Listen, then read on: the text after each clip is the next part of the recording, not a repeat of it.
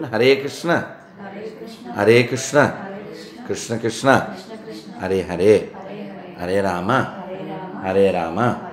Ram Ram Hare Hare right I think so yes పట్టుకోండి I think right ఏదో whatever maybe so మనం ఇప్పుడు రైట్ చేసిన పాయింట్ ఏంటంటే మీరు భగవద్గీత నేను చదివాను కానీ ఆ నెక్స్ట్ స్టెప్స్ దాన్ని అవగతం చేసుకోవడం అవగతం చేసుకున్న దాన్ని ఆచరించడం ఆచరించిన దాన్ని అనుభవించడం ఈ 3 స్టెప్స్కి ఇంకా మీరు ఆన్ ది వే అయితే compare with crores of people you are better than that ఎలా అంటే చాలా ఇళ్ళలో భగవద్గీత లేదు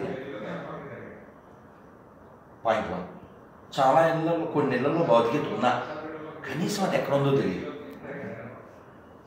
నాకు ఇలాంటి అనుభవాలు చాలా అయినాయి ఎక్కడుందమ్మా భగవద్గీత అంటే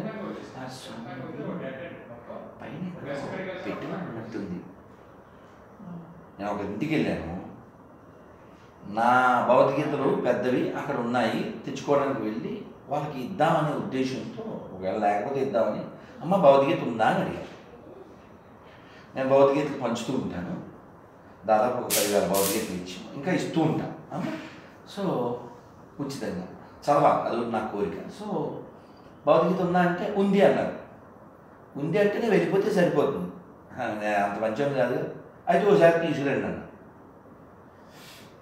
అది పచ్చి వెనక్కాయ గొంతులో పడింది అంటారు అలాగా స్వామి అది ఎక్కడో పెట్టెలో ఉంది అన్నారు నాకు కోపం కూడా వచ్చింది రిమోట్ కంట్రోల్ ఎక్కడుంది అడగండి చెప్తారు సెల్ ఫోన్ ఎక్కడుంది చెప్తారు సెల్ ఫోన్లో ఫేస్బుక్ వాట్సాప్ ట్విట్టర్ ఎక్కడ ఉన్నాయో చెప్తాం లేకపోతే కుక్కర్ ఫ్రిడ్జ్ టీవీ అన్నీ చెప్తారు కనీసం భౌతికత ఎక్కడుందో తెలియదు అందులో ఏముందో నీకు ఇంకెప్పుడు తెలుసుకుంటావు ఎక్కడుందో తెలియాలి ఫస్ట్ పాయింట్ ఏముందో తెలియాలి ఏం చేయాలి కదా దీన్నే భౌతికత చెబుతుంది యద్యద్ ఆచరతి శ్రేష్ఠ తత్తదేవే తరోజన సయత్ ప్రమాణం కురితే లోకస్తదను వర్తతే అంటే ఏమిటి ఎవరైతే ఉత్తమమైనటువంటి జీవితాన్ని గడుపుతూ ఉంటారో ఆచరతి వాళ్ళని శ్రేష్ఠుడు అంటారు మీకు జోక్ చెప్పి వెనక్కి వస్తాను ఒక ఆయన ఏకాదశి ఉదయం హరికథ చెప్పాడు లేదా ఆయన ముందు రోజు ఆయన హరికథ అయిపోయింది పొద్దున పూట వచ్చి ఇంటికి వచ్చి గిన్నెలన్నీ వెతుకుతున్నాడు ఖాళీ ప్లేట్లు సౌండ్లు వస్తున్నాయి ఓయ్ ఏంటి ఖాళీ గిన్నెలు ఏం తినడానికి ఏం తయారు చేయలేదు అన్నారు మీరే కదండి చెప్పారు ఇలా ఉపవాసం ఏకాదశి అని అందుకే ఏం చేయలేదు అందాడు ఏడ్సట్టుంది నీ తెలివి నేను చెప్పింది ఊళ్ళో వాళ్ళకి ఏమన్నా వండి తగలాయి అన్నాడు అలాంటి ఆయన గురించి ఒక ఆయన గురించి పొద్దున్న మా మేడం చెప్పారు నాకు నచ్చదు ఆ చెప్పింది చేయకపోతే నిజమే కదమ్మా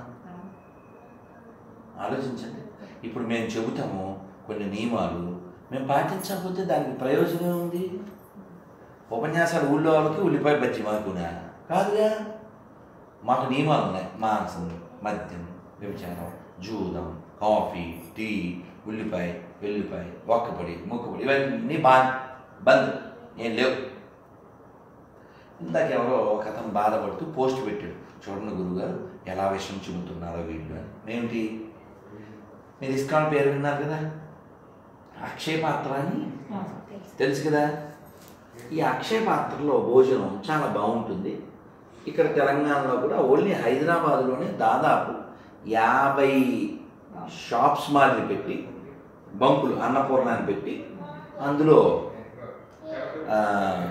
5 రూపాయలు ఇస్తే అలాంటి ప్లేట్ ఇచ్చి అన్నం మంచి సాంబారు మంచి కూర ఊరగాయ వాటర్ ప్యాకెట్ కొన్ని చోట్ల పెరుగు ఇన్ని ఇస్తారు 5 రూపీస్ అది గవర్నమెంట్ ఇస్కాన్ టైఅప్ అయి చేస్తుంది అలా ఇప్పటికీ జస్ట్ ఒక నిన్నగాక మొన్న 3 రోజుల క్రితం 300 కోట్ల మంది పెట్టడం జరిగింది అన్నదానం ఇప్పటిదాకా 20 ఏళ్ళలో ఆ 300 కోట్ల ప్లేటు మన ప్రధానమంత్రి గారు ఆ పిల్లవాడికి ఎవరు స్పూన్ కూడా తినిపించారు అనుకోండి, చిన్న బిడ్డ కాబట్టి. సో ఇలా భోజనంలో మనం ఉల్లిపాయ వేయం, వెల్లుల్లిపాయ వేయం. ఇలా ఎందుకు పెడుతున్నాం అంటే ఇది ఇప్పుడు గవర్నమెంట్ వచ్చి సపోర్ట్ చేసింది. గవర్నమెంట్ సపోర్ట్ లేనప్పుడు పెట్టారు, తర్వాత గవర్నమెంట్ గుర్తించింది, సపోర్ట్ చేస్తుంది, వెరీ గుడ్. అయితే ఆ పెట్టే భోజనం శ్రద్ధగా వండి దాన్ని నివేదన చేసి అందరూ ఫిజికల్ హెల్త్ బాగుండాలి, ముఖ్యంగా పిల్లలు, పెద్దవాళ్ళు సెకండ్, ముఖ్యంగా పిల్లలు బాగుండాలి. బాగుండడం అంటే ఓన్లీ బాడీ కాదుగా, క్యారెక్టర్ కదా. సో వాళ్ళకి ఈ మంచి ఫుడ్ అందిస్తాం. అలా అందిస్తే వాళ్ళు చదువుకోగలుగుతారు. చాలామంది డ్రాప్ అవుట్స్ అయిపోతున్నారు. కారణం ఏంటి? వాళ్ళకి ఇలా వచ్చింది ఆ చాక్లెట్. సో చాలామంది దేవుడు కదా ఈ చాక్లెట్ వేసుకో. సో చాలామంది పిల్లలు నేను చాలా తిరుగుతాను, చిన్న గల్లీకి వెళ్తాను, పెద్ద పట్టణానికి వెళ్తాను. పిల్లలు ఎందుకు స్కూల్కి వెళ్తారంటే బడికి వెళ్తే మాకేమొస్తుందయ్యా, పనిలోకి వెళ్తే 10 రూపాయలు వస్తాయి. ఇదే ఆన్సర్. ఇప్పుడు ఆ తిండే పెడితే వాళ్ళు చదువుకుంటారుగా, ఆ తిండే మనం పెడితే వాళ్ళు చదువుకుంటారు. ఆ కాన్సెప్ట్లో పిల్లలకి పెట్టడం మొదలైంది, అది అలా పెరిగింది. ఇప్పుడు కొన్ని కుక్కలు ఫీల్ అవుతాయి కదా, కొందరు డీమన్స్ అంటే రాక్షసులు, అసుర జాతికి సంబంధించిన వాళ్ళు కామెంట్ చేస్తున్నారు. ఏమని? మనకు తెలుగులో సాగుతుంది, అమ్మ పెట్టదు ఆడక తినదు, ఆ టైప్ వాళ్ళు. వీళ్ళు కామెంట్ ఏంటంటే, చూడండి ఇస్కాన్ వాళ్ళు ఉప్పు తక్కువ, కారం తక్కువ, ఉల్లిపాయలు ఉండవు, వెల్లుల్లిపాయలు ఉండవు, గుడ్డు ఉండదు, ఈ ఫుడ్ పెడుతున్నారు, పిల్లలు తినలేక సగం పడేస్తున్నారు, ఇవి చెప్తున్నారు. నిజంగా బాగా కాలితే అంటే ఏంటి? కడుపు కాలితే. తెలుగులో మరో సామెత ఉంది, ఎక్కడో కాలితే గుర్రం ఎండుగడ్డి కూడా తింటుంది అని. ఆబ్వియస్లీ మీకు తెలుసు. మరి